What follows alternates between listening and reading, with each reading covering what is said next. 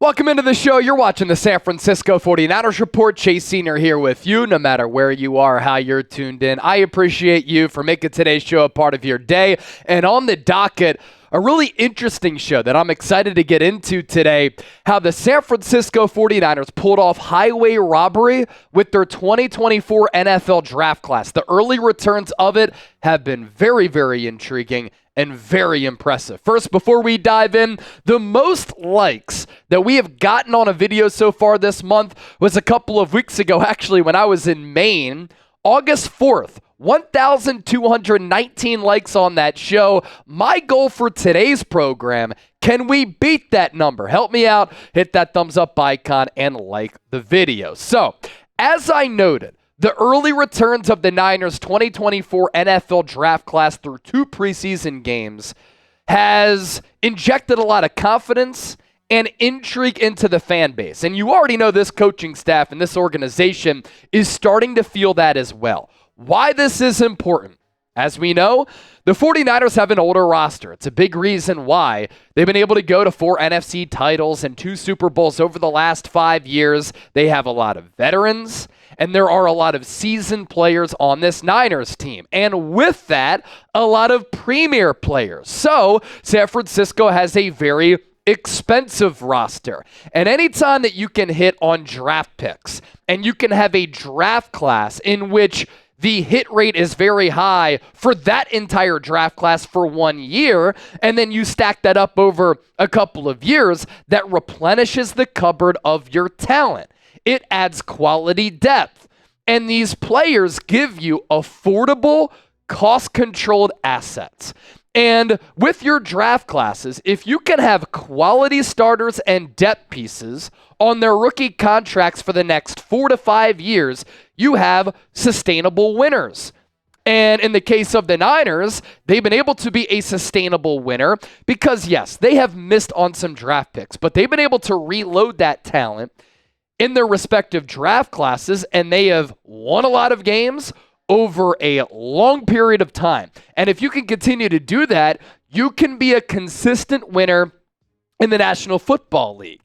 And also, it just adds some juice to your roster when you have this youth movement. So let's take a look at the Niners 2024 draft class in totality. Round 1, 31st overall pick, wide receiver Ricky Pearsall out of Florida.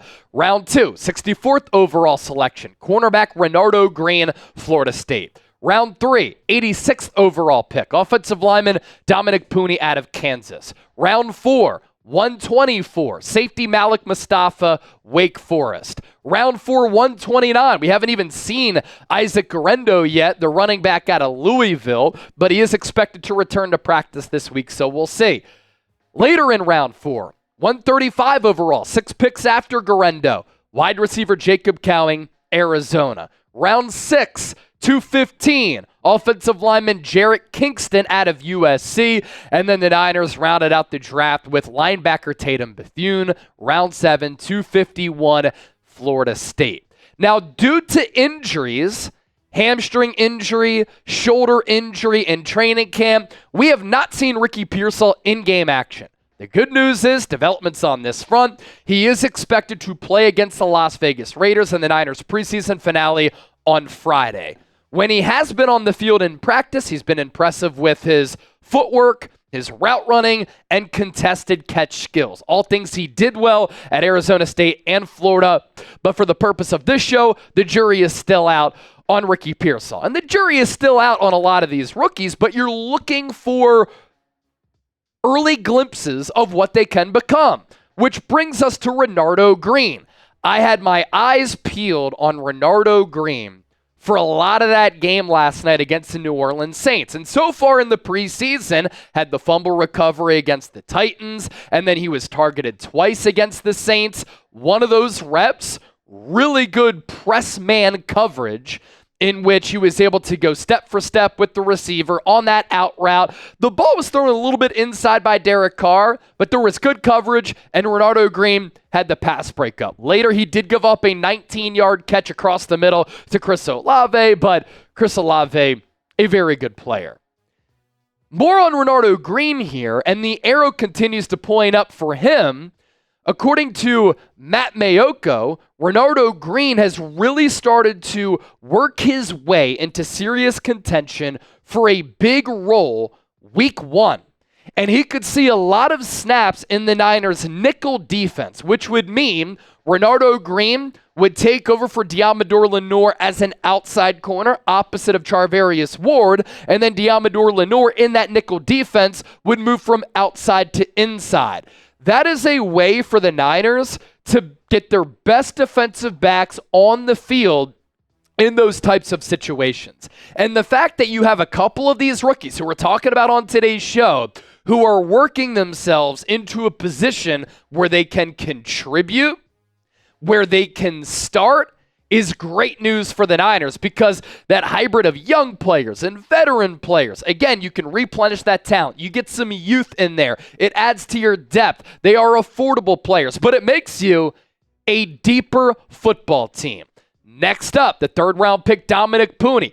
He's been a star at right guard for San Francisco. He has made so many strides. He's turned so many heads, including Fred Warner talking to Nick Bosa a couple of weeks ago during training camp, and he was very complimentary of Puni right here with this quote. And then he talked with Kay Adams last week when she was visiting Santa Clara, and Fred Warner said even more nice things about Dominick Puni, saying he could really be a good player in this league. What Warner said to Bosa, you know who can move kind of good? The rookie Puni. And the returns, as far as what he's put on tape, have been a pleasant surprise. 30 pass blocking snaps against the Saints. He only surrendered 1 pressure. And so in his first 2 preseason games against the Saints and against Tennessee, Dominick Puni has had 44 pass blocking reps, and he has given up only 1 pressure. And for me, I think that is the Niners' week 1 starter at right guard. He moves really well. He's very athletic. There were a couple of plays last night in which he displayed that athleticism. We know that he can have those movement skills on the pull blocks. He brings this physicality and nastiness. Guy absolutely loves ball. He was able to make adjustments during the play of passing off defensive linemen, and then the recovery skills are there. Not only does he look like a starting right guard in this league, so far, he has been the best player in this Niners draft class, and I think he's going to start right from the jump as a rookie. He's going to make the job of Colton McKivitz a little bit easier and help him on that right side. And this Niners offensive line, they need to be better. They need to have more talent, and Puni is going to help that.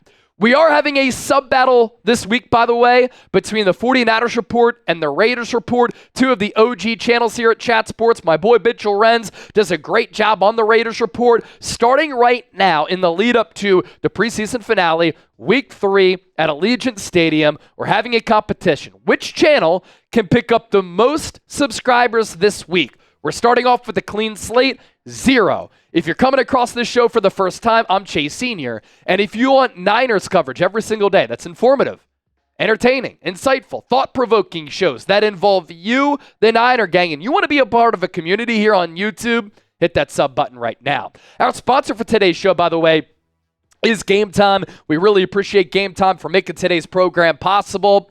With Game Time, it's an authorized ticket marketplace of Major League Baseball, the NFL, which makes getting tickets faster and easier. Prices on the Game Time app actually go down the closer it gets to first pitch or kickoff. And with killer last-minute deals, all-in prices, views from your seat, and their lowest price guarantee, Game Time takes the guesswork out of buying Major League Baseball tickets. Now, the Niners will play the Raiders preseason game number 3. If you want to go to that game in Las Vegas, still plenty of tickets available. And then the Niners will open up the season Monday Night Football against the New York Jets. Tickets available for that game as well. And what I love about the Game Time app, you can see the view from your seat before you buy, so you know exactly what to expect when you arrive. There's the view from your seat on the lower portion of your screen. Then you have the aerial view as well, where you can look at the stadium and you can pick where you want to sit. If you want to go to a San Francisco Giants game, tickets available on that front as well. So download the app for free, create an account, Use the code CHATSPORTS, CHATSPORTS,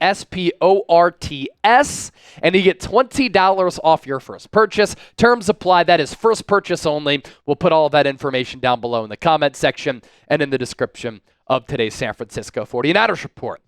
Now we segue to the fourth round.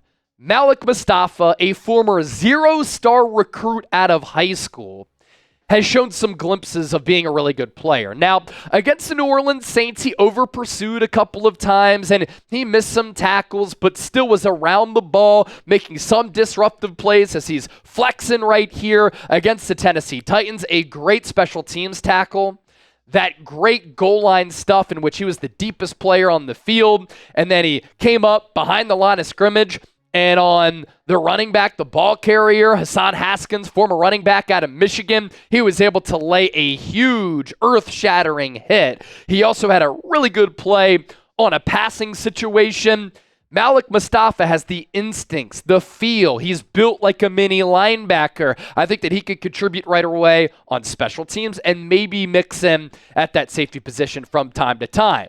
Last night, we saw the debut of another fourth-round pick in Jarrett Cowing, the wide receiver out of Arizona, who before going to Arizona went to UTSA. He played a lot of college football. He had a lot of production, and he looks the part. He looks like a real weapon who can contribute right from the jump. To me, he reminds me, because of the lack of height and because of the size, of a Tyler Lockett type of player. Some people were throwing out Tank Dell. I think Tank Dell has a little bit more juice, but Jarrett Cowing had that 38-yard catch downfield along the sideline where he had good awareness of where he was on that sideline. He had to slow up to catch that football, took a hit, was able to reel it in.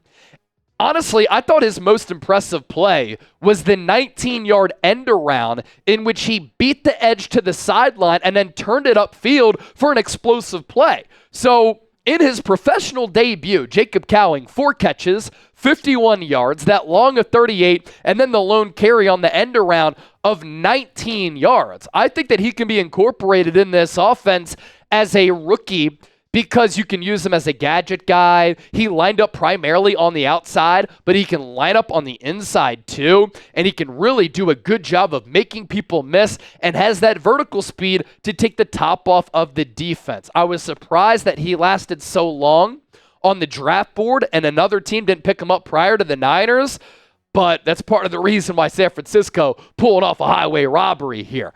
Let's also talk about Jarrett Kingston. Dominick Puni is the rookie offensive lineman who's been stealing all of the headlines. But Jarrett Kingston, who, like Puni, played left tackle in college, Puni at Kansas, Kingston at USC, who's also off to a good start. Jarrett Kingston against the Titans had a pass blocking grade, according to Pro Football Focus, of 85.4, 23 pass blocking reps, no pressures allowed. And then against the Saints, he got extended run, 40 pass blocking reps, 1 pressure. So in his first 2 preseason games, Jarrett Kingston has had 61 pass blocking reps and has only surrendered 1 pressure. And you look ahead for San Francisco. Aaron Banks is going to be a free agent after this year. He's been up and down, but very good. He could demand some decent coin in NFL free agency. What if you can reset the clock as far as the financials along the offensive line, and you have Jarrett Kingston, Dominick Puni as 2 of your starters at left guard, right guard for the foreseeable future? It allows you to pay top dollar to some of your skill position players, like a Brandon Aiyuk, and then save that money for Brock Purdy as well. And then we round out with the 7th round pick, linebacker Tatum Bethune. Have the Niners found another linebacker gem, late in the draft? They did it with Dre Greenlaw. Fred Warner was a 3rd round pick. The Niners have this knack for finding, developing, and grooming linebackers who end up being really good players. Now, Tatum Bethune didn't really test all that well in the pre-draft process, but he's tough. He's always around the football. He has good feeling instincts. He can read and diagnose plays. For the 2nd consecutive week in the preseason, He led the Niners in tackles, and I think it's going to be really difficult for San Francisco to cut him, for him to not make the opening 53-man roster. 10 tackles against New Orleans. That was a team high, as I mentioned. And then 8 tackles against Tennessee. So at this point, Tatum Bethune has played about 4 quarters of preseason football, and he has 18 total tackles during that time frame. And this is a player who has good range from sideline to sideline. And this is why some of the pre-draft testing numbers, you can't put a lot of stock into them, right? Because what is your play speed? And the play speed for Tatum Bethune is under control, but it's fast. And he just seems to be a smart, aggressive, physical, heady football player.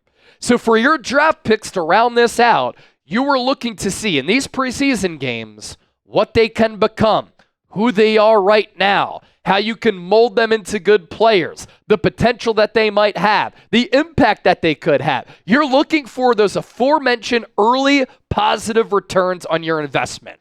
And so far, so good for this Niners draft class. And today on social media, it's really been the talk of a lot of national football talking heads who have said, it's early, but San Francisco may have knocked it out of the park with this draft class. Be sure to give me a follow on X and Instagram at Chase_Senior. In addition to the long form content that I put up here on YouTube, a lot of short form content on those social media pages. Thanks so much for watching. Don't forget to subscribe, and we'll catch you later here on the Niners Report.